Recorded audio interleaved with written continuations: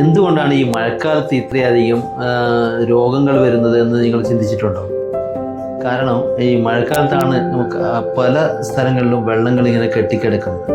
ഇത്തരത്തിലുള്ള വെള്ളങ്ങൾ കെട്ടിക്കിടക്കുന്ന കാരണമാണ് പല പകർച്ചവ്യാധികൾ കാരണം അസുഖങ്ങൾ വരുന്നത്. അതിൽ മഴക്കാലത്ത് വരുന്ന രോഗങ്ങളിൽ ഏറ്റവും കൂടുതലായിട്ട് കാണുന്നതാണ് പനി എന്ന് പറയുന്നത്. പനിയിൽ നമ്മൾ എലിപ്പനി, മലമ്പനി, അതുപോലെ തന്നെ ഡെങ്കിപ്പനി, ഇത്തരത്തിലുള്ള പനികളാണ് കൂടുതലായിട്ട് നമ്മൾ കാണുന്നത്. അതുപോലെ മഞ്ഞപ്പിത്തം, കോളറ, കൂടാതെ നമ്മൾ ശ്വാസകോശത്തിലേക്കുള്ള അസുഖങ്ങളായിട്ട് വരുന്ന നിപ്പ വൈറസ് കൊണ്ടുള്ള നിപ്പ പനി, അതുപോലെ കോവിഡ്, ഇൻഫ്ലുവൻസ വൈറസ് കാരണം കൊണ്ടുവരുന്ന പനികൾ, ഇതൊക്കെ നമുക്ക് സാധാരണയായിട്ട് ഇപ്പോൾ ഈ മഴക്കാലത്താണ് കൂടുതലായിട്ട് കണ്ടുവരുന്നത്.